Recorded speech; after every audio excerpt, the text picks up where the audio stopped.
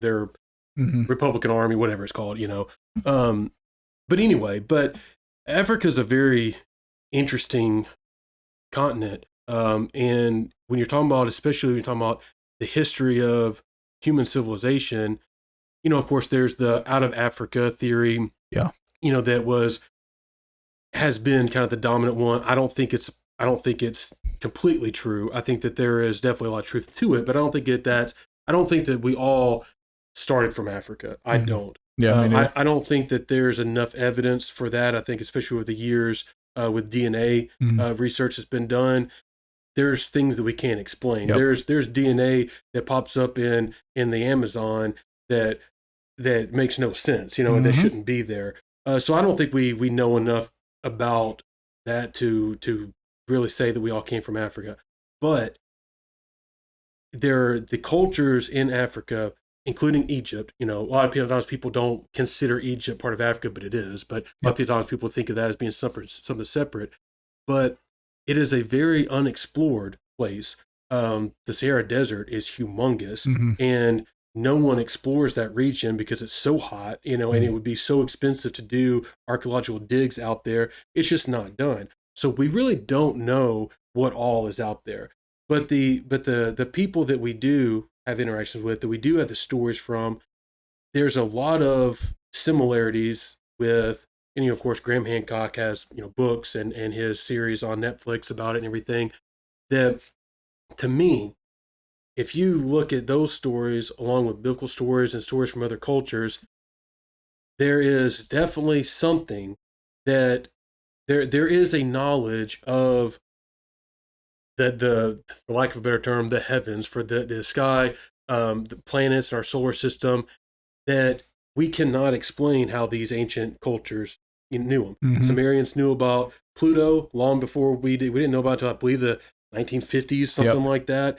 But they knew, they at least knew of another planet out there. Of course, there's the argument, that they weren't actually talking about Pluto. They're talking about the planet Nibiru that we can't see. And according to people like Carl Sagan, Neil deGrasse Tyson, when you're talking about, when you're looking into dark matter, what they call dark matter, we don't know what it is. But but if you assume that the laws of physics that we know are true here on Earth, if we assume that they apply in the atmosphere, in space, then according to them, again, I'm not an astrophysicist, but according to them, it does seem like there is some mass out there that, because without it, the orbit of especially the outer, they claim that their ancestors were visited by people from, I believe it's pronounced Sirius, but it's a very, very bright star in the sky that we thought, Western civilization thought forever, was one very, very bright star. Yeah. But it's actually not. It's two stars. There's a second smaller star, and they say that they're from that they were visited. Their ancestors were visited by people from that dwarf star, or that smaller star, the sister star, that we didn't even know about until the 1900s. And and so you have to ask the question, well, they said it was there. We now know that it is there. Well, how on earth did they know it? And I think it's clear that ancient people had a fascination with the sky. They didn't have movies to watch. That was their entertainment, to watch, to look at the sky. And most ancient civilizations that we still have, artwork or depictions of their entities and things like that, and even their buildings. A lot of them, Graham Hancock talks a lot in his Netflix series, the positioning of different things that were built, lining up with different constellations, different times of the year. And when he lays it all out, it's really hard to argue with him that wasn't what they were doing. So it's very clear that ancient people cared more about it than we do, because they just didn't have anything else. That's what they laid there at night, looked up at the stars and looked at and thought about. But it doesn't answer, how did they know about things that are outside visibility of the human eye? How is that possible? So I'm not going to sit here and say I believe in aliens. I'm not going to say that. But I think they're probably. But I'm not going to say it, because I don't want to say that I believe in something if I don't have, the way I look at it, I need to be able to convince a jury. That's the way Yeah. I look at it. One of my professors in college told me, he said, if you can't convince a jury of 12 people, a jury of 12 of your peers, that whatever it is, Mm. then you probably shouldn't say you believe it. You should probably just say it's your theory Yeah. because you don't have enough to say about it. And of course, religious people will argue that about religion, Mm. but I that's how I view most when it comes to political views and things like that. I need to feel that I can convince 12 other people that what I'm saying is true based on the Mm. data that I have. Mm. And the based on everything, what seems very clear to me is that something, some whether they originated somewhere other than Earth or whether they were people here on Earth and something bad happened and they had to Mm. leave to survive Mm. and they came back. I don't know. But either way, it's very clear that there were some type of entities in the sky that came down. It's in the Bible, it's in the book of Enoch, it's in the Quran, it's in the Torah. Yeah. The Sumerians believe it, everything. Every ancient civilization that we know of has some type of story involving something. I mean, some of them are very detailed, like Mhm. literally saying flying ships, Yep. And one of the things that I find unique about, I don't say unique, noteworthy about the doggone people and theirs is the fact that they talk about those people being aquatic. Yes. That they could be on land but preferred to be in the water. Mm-hmm. There's other versions. Now that's not in the Bible. There's Yeah. no. I've tried to make connections there, but I can't find anything in the Bible that leads me, to make a connection there. But there are other cultures Mm-hmm. that talk about um, the gods, Yes. that are aquatic and that can live in the ocean, some that come from the ocean. And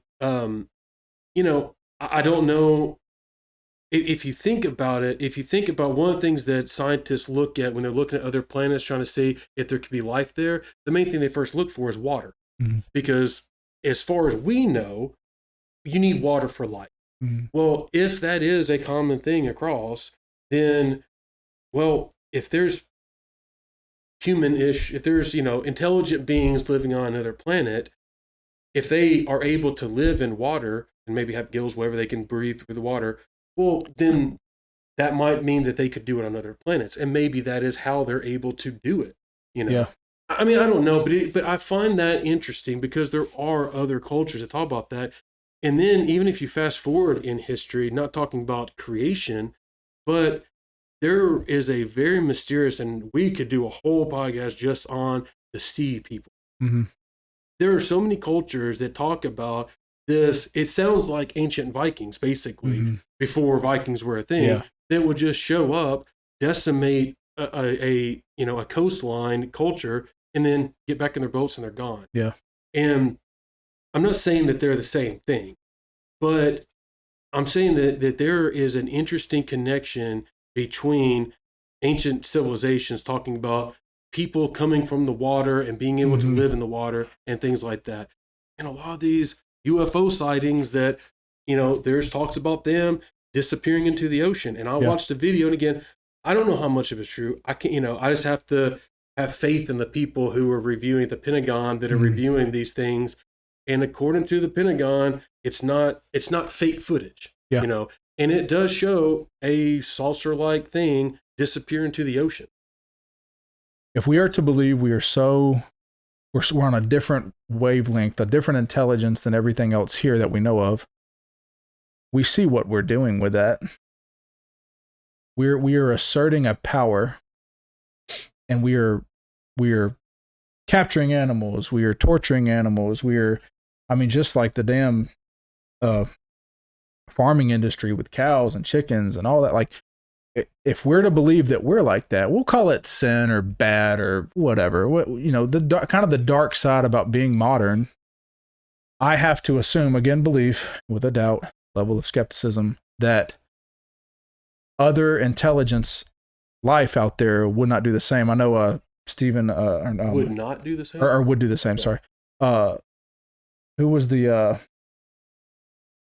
I forgot it. The scientist that said he's dead now, or the physicist that said we should be very careful of trying to contact or send radio signals into space, because if we go by our intelligence and what we've done to each other, if we were superior, it's bad. Every time, almost every time, it's bad. Yeah.